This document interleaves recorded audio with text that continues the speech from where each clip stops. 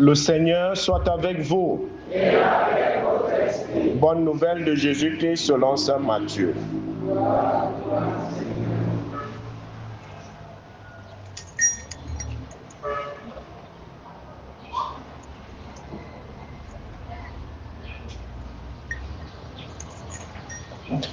Matthieu au chapitre 13, les versets 44 à 46. En ce temps-là, Jésus disait à la foule ces paraboles. Le royaume des cieux est comparable à un trésor caché dans un champ. L'homme qui l'a découvert le cache de nouveau. Dans sa joie, il va vendre tout ce qu'il possède et il achète ce champ. Ou encore, le royaume des cieux est comparable à un négociant qui recherche des perles fines. Ayant trouvé une perle de grande valeur, il va vendre tout ce qu'il possède et il achète la perle. Acclamons la parole de Dieu. Louange à toi, Seigneur Jésus. Bien-aimés de Dieu, chers frères et sœurs en Christ, loué soit Jésus-Christ. Loué soit le saint nom de Jésus-Christ. Bonjour à tout le monde. J'espère que la semaine a été et que les vacances se déroulent bien pour ceux qui sont déjà en vacances. Nous sommes rendus au 17e dimanche du temps ordinaire, année liturgique A. Et comme nous l'avons suivi à l'entame de cette messe, nous célébrons la mémoire de Saint Joachim et Anne, les parents de la bienheureuse Vierge Marie. Leur fête ne pouvait pas passer inaperçue, même comme ça tombe un dimanche. Et le dimanche est christocentrique, la liturgie est centrée sur le Christ. On ne peut pas célébrer un saint à la place du Christ, dont le Christ a la prééminence, la première place. Mais cela ne nous empêche pas de faire un clin d'œil à ses parents qui ont su éduquer leur fille, la Vierge Marie,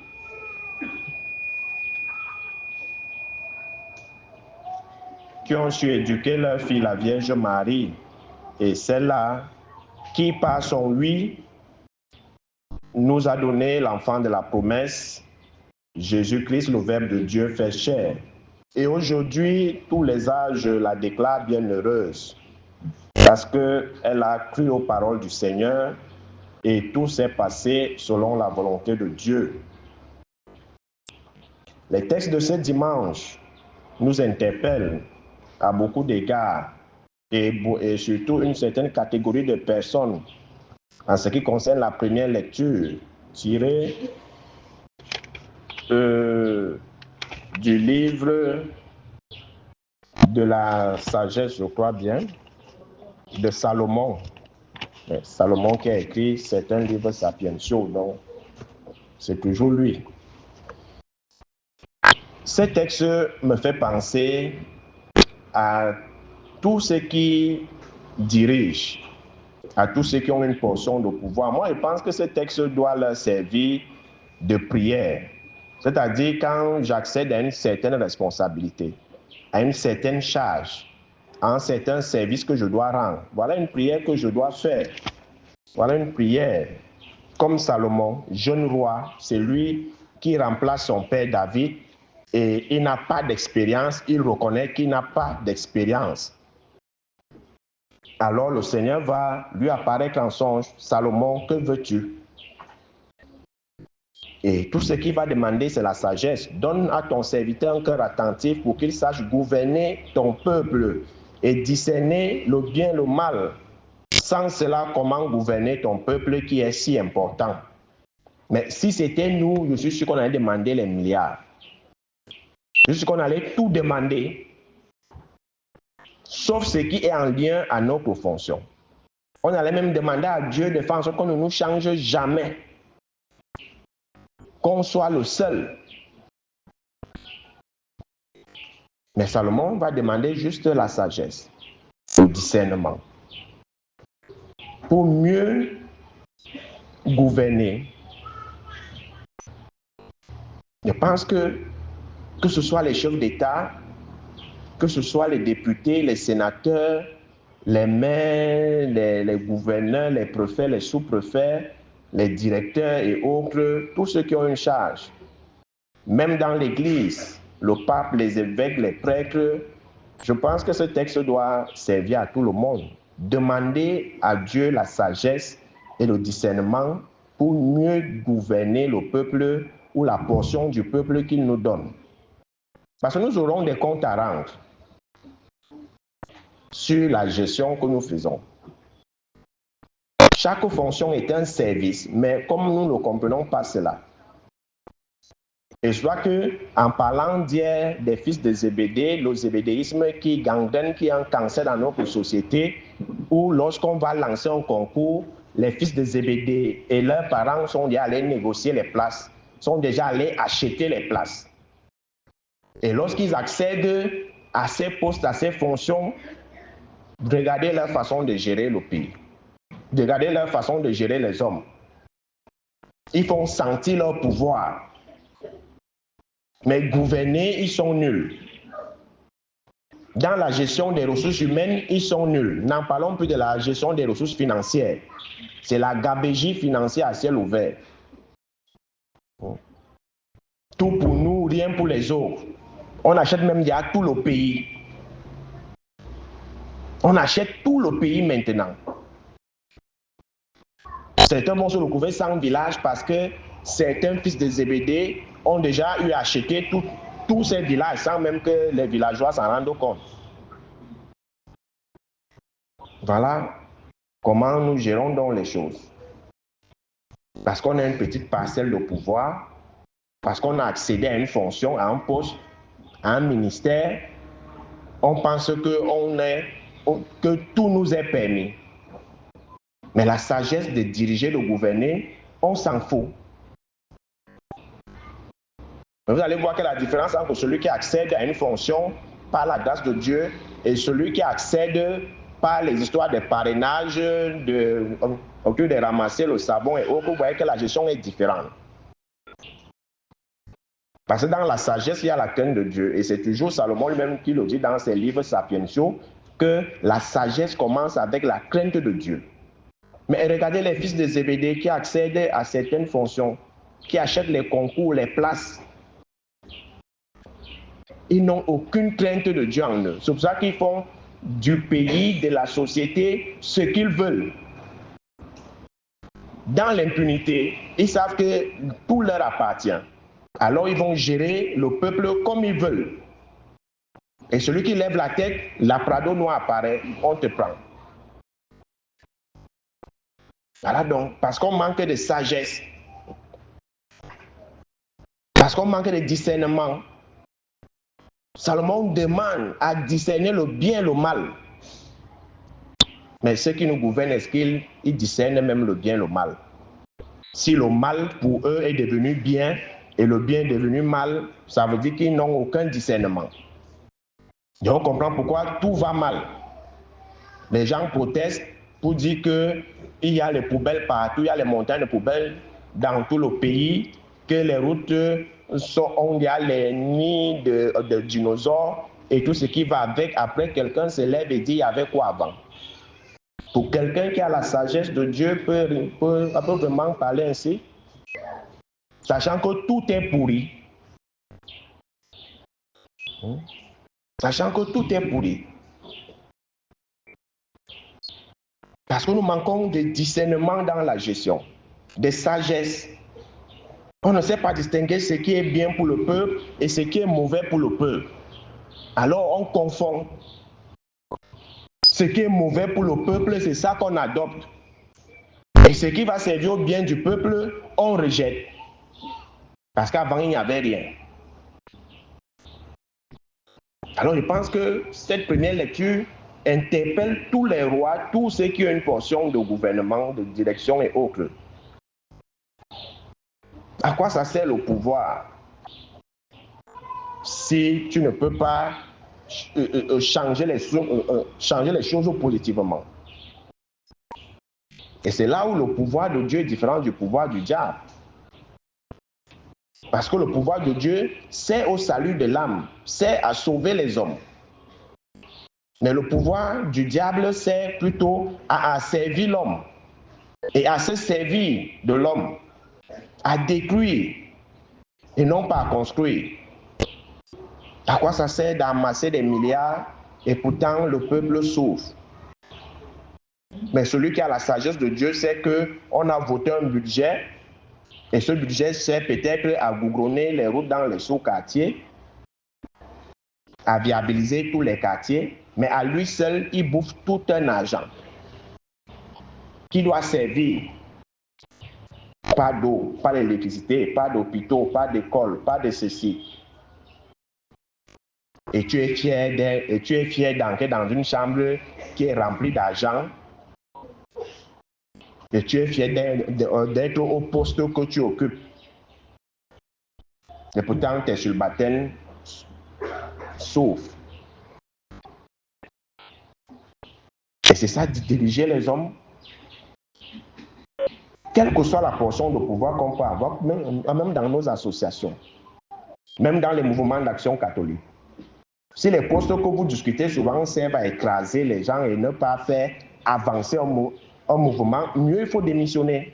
Parce que vous ne pouvez pas dire qu'à peine vous prenez une fonction dans un mouvement d'action catholique, le groupe se divise. Ou même il n'y a plus d'adhérents. Parce qu'à votre manière de vivre et de faire, ça ne donne pas. Parce que vous manquez de discernement et de sagesse. À quoi la course au poste? À quoi ça sert? Et je disais hier, ça me fait souvent rire dans notre diocèse, quand la période de avril, mai, juin approche déjà, vous voyez les prêtres, les cornes commencent à pousser sur la tête. Les coups bas commencent, les positionnements pour renverser les autres. Et même quand tu auras accès à cette paroisse que tu vises ou à ce poste que tu vises, fais donc le travail qu'on te demande, tu ne fais pas. C'est toi qui deviens objet de scandale et autres à gauche et à droite. À quoi ça sert de discuter les paroisses? Il y a même quelle grande paroisse ici à Bertois? C'est-à-dire les grandes paroisses qu'on appelle les grandes paroisses à Bertois. Ailleurs, c'est des chapelles. Mais pour voir comment les gens s'entretuent, partent s'accuser chez l'évêque, montent des coups sur les autres prêtres et tout et tout. Tu t'assois, le soleil t'a déjà tapé, tu dis, mais avant d'arriver en Colbicon là-bas, je prends d'abord une. On te filme, on parle, vous voyez mon Seigneur. Voilà, il peut tant à boire. Et parfois, on vient le ramasser le matin là dans les caniveaux. Et ce soir, avec votre complicité, vous les chrétiens. Vous invitez un prêtre, c'est vous qui filmez. Et envoyez à vos autres amis prêtres, qui soi-disant sont aux côtés de l'évêque. À quoi ça sert le pouvoir? Si c'est pour détruire et non pas pour servir.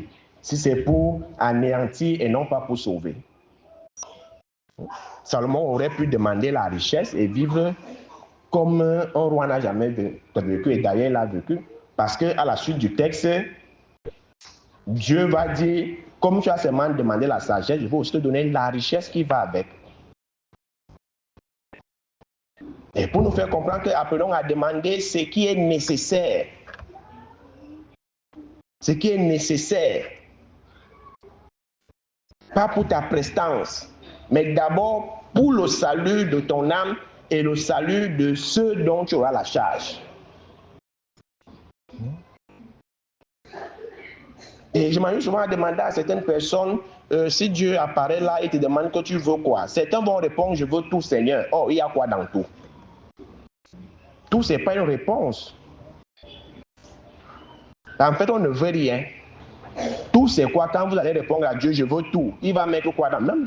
Mais dans tout, il y a la poubelle. Il y a la saleté, il y a la poussière, il y a les mouches, il y a les asticots. Tout ça, c'est tout, non? Mais Salomon a méprisé tout ce qui est bien matériel, tout ce qui est richesse, toute la force. Il pouvait demander la force, la longévité et tout ce qui va avec. Il pouvait même demander d'être immortel. Mais il a demandé la sagesse, le discernement pour mieux gouverner le peuple qui lui est confié. Et ce texte doit nous servir de prière à nous tous. Lorsque tu accèdes à une fonction, ou lorsqu'on te porte à la tête d'un mouvement, d'un groupe, d'une association, tu dois lire ce texte. Lecture du premier livre des rois, chapitre 3, verset 7, verset 5, puis 7 à 12. Vous devez retenir ce passage-là. Pour que ceux qui ont des fonctions et qui ne savent pas, qui passent le temps seulement au téléphone et tout, quand quelqu'un vient pour demander service, tu ne vas pas te sur au téléphone. Et quand tu veux dire que madame ou alors monsieur, mais je suis là depuis, c'est comme si vous ne me voyez pas, et puis quoi? Donc je ne dois pas causer au téléphone parce que tu es là devant moi. Voilà à quoi vous servent les fonctions.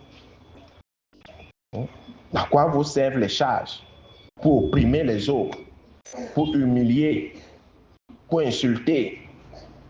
Et dit même que si tu t'amuses, même là, il ne te sert pas. N'est-ce pas? C'est le service de ton Père.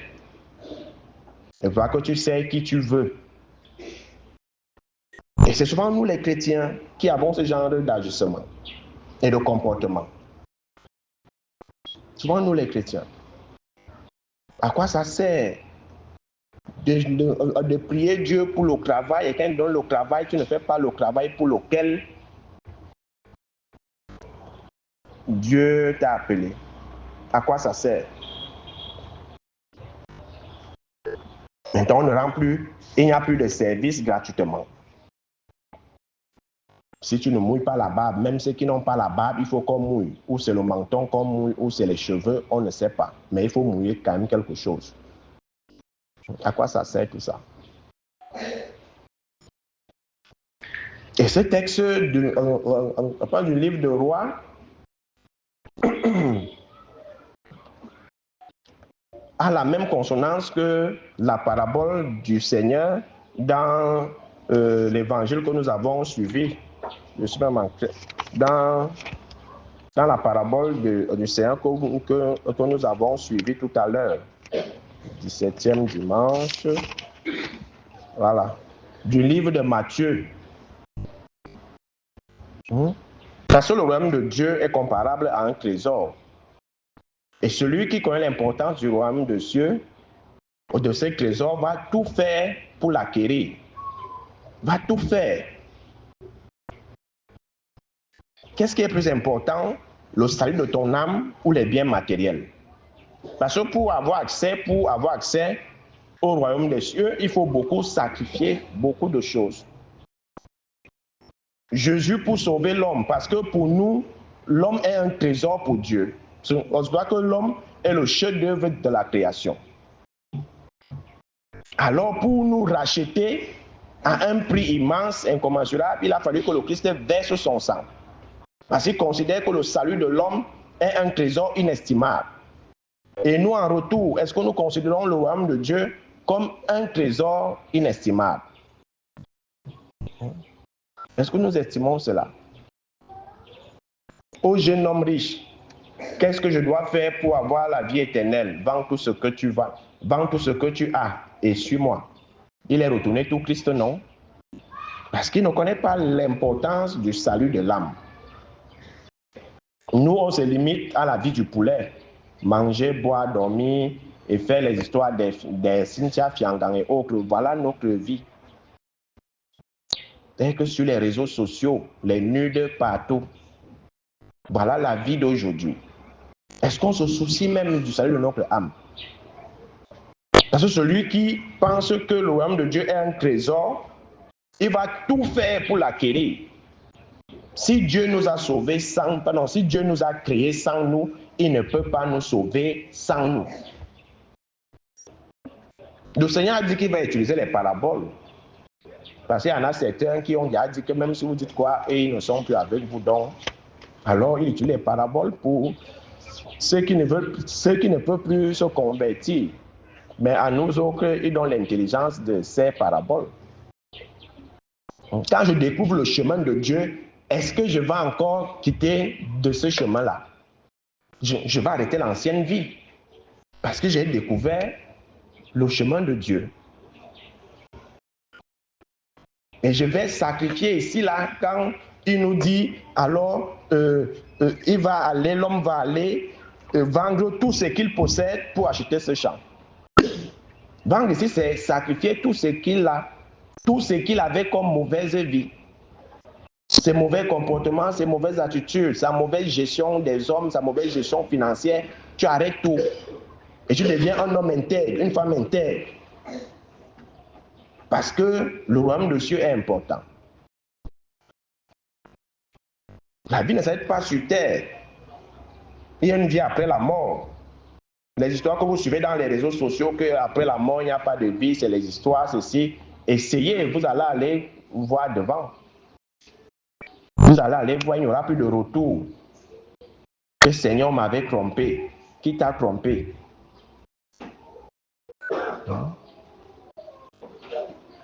C'est parce que nous manquons de discernement et de sagesse. On demande tout à Dieu, sauf le discernement et la sagesse. Parce que nous avons la sagesse, et comme le dit Salomon lui-même, cette sagesse commence avec la crainte de Dieu. Et si nous avons la crainte de Dieu, il y a des chemins que nous n'allons pas emprunter, il y a des comportements que nous n'allons pas avoir sur cette terre. La crainte de Dieu, ce n'est pas la peur de Dieu. C'est le respect des préceptes, des lois, des commandements et de la parole de Dieu. C'est ça la crainte de Dieu. Parce que celui qui a habité de la crainte de Dieu sait que Dieu ne veut pas ceci, Dieu demande de faire cela, Dieu veut ceci, Dieu voilà ce qu'il me demande de faire. Et c'est là que vous allez voir dans la deuxième lecture de Saint Paul tiré aux Romains, on nous dit que quand les hommes aiment Dieu, Dieu lui-même fait tout contribuer à leur bien.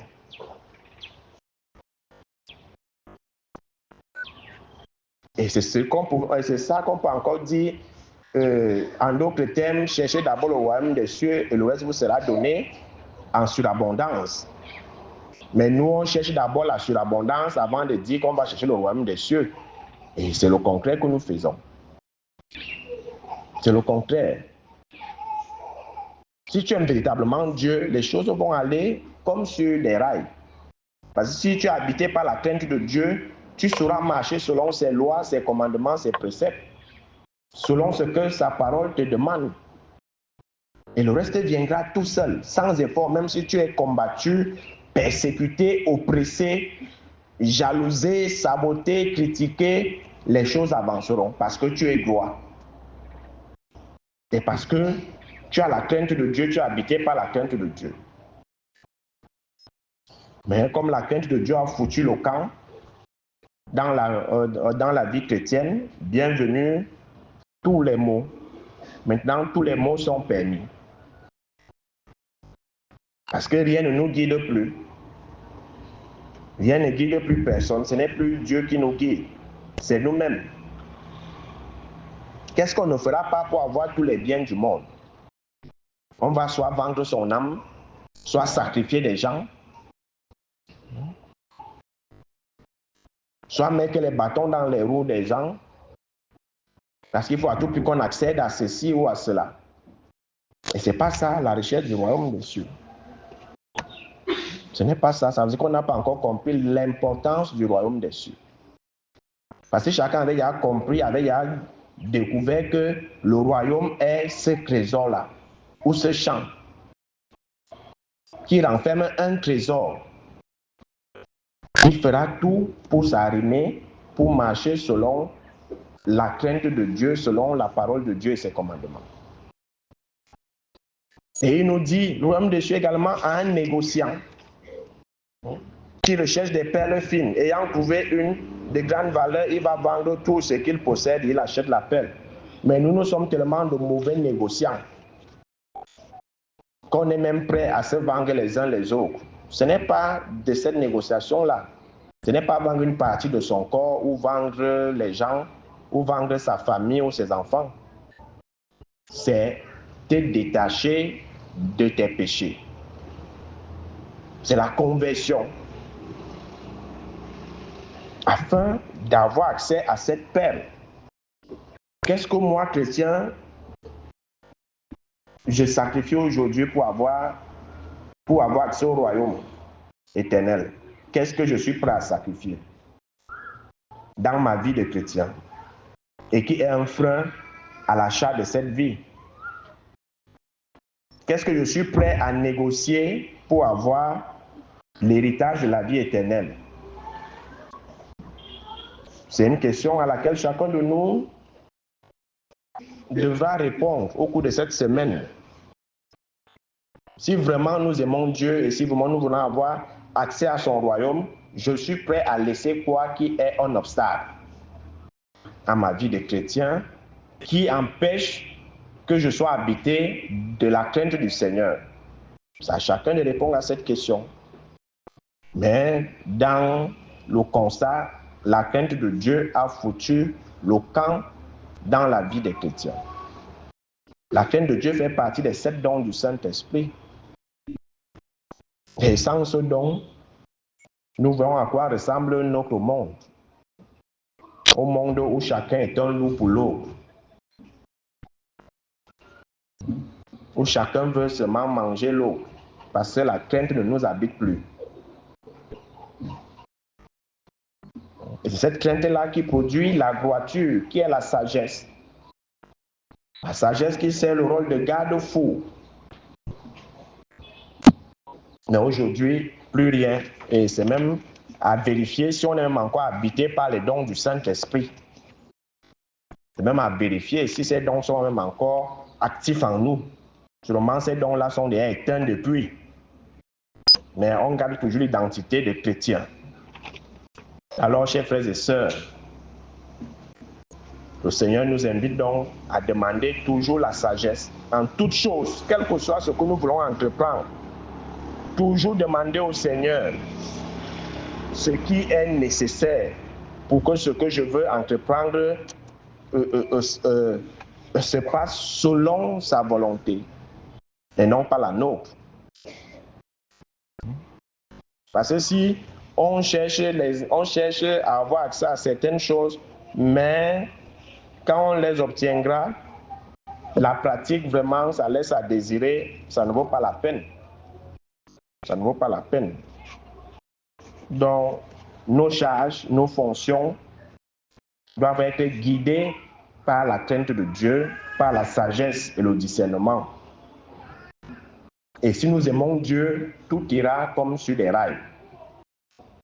Et si nous avons trouvé en Dieu notre trésor, on fera tout pour laisser tout ce qui nous empêche d'avoir accès à ce trésor qui est la vie éternelle, la vie en Dieu.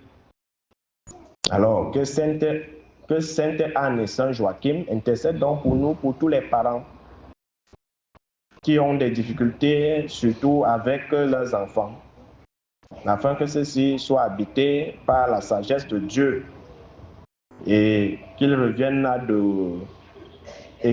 sur le droit chemin dont les parents toujours invoquer Sainte Anne et Saint Joachim pour l'éducation de vos enfants. Et toujours prendre pour modèle ce couple. Parce que éduquer les enfants aujourd'hui, ce n'est pas leur acheter ou leur donner tout ce qu'ils veulent. Ce n'est pas céder aux caprices des enfants, ce n'est pas ça l'éducation. Ce n'est pas leur donner à manger 4 fois par jour, ce n'est pas ça. Parce qu'il y a une différence entre éduquer et élever. Mais la plupart des parents élèvent plutôt les enfants, mais ne les éduquent pas. Parce que éduquer, c'est inculquer les valeurs morales, éthiques, chrétiennes aux enfants. Leur apprendre à savoir que ce que tu fais n'est pas bien. Le mot que tu utilises n'est pas un bon mot. Le chemin que tu veux prendre, ce n'est pas un bon chemin. Et non pas les encourager. Non, je ne veux plus le Choronko, maintenant je veux le iPhone. Non, ce n'est plus ça, je veux le Google Pixel Fold. Je veux le style qu'on ouvre là. Et toi aussi tu donnes. Mais toi-même tu as le Choronko, mais tu achètes à ton enfant le téléphone Android. Ce n'est pas ça éduquer. Donc, il faut être strict dans l'éducation de l'enfant. Parce que l'enfant est le père de demain. Si vous ratez l'éducation de l'enfant, c'est fini. C'est fini. Alors, comme Joachim et Anne, apprenons à inculquer à nos enfants les véritables valeurs qui vont leur aider à être des hommes et des femmes de demain. Que le Seigneur soit donc tout en tous. Loué soit Jésus-Christ.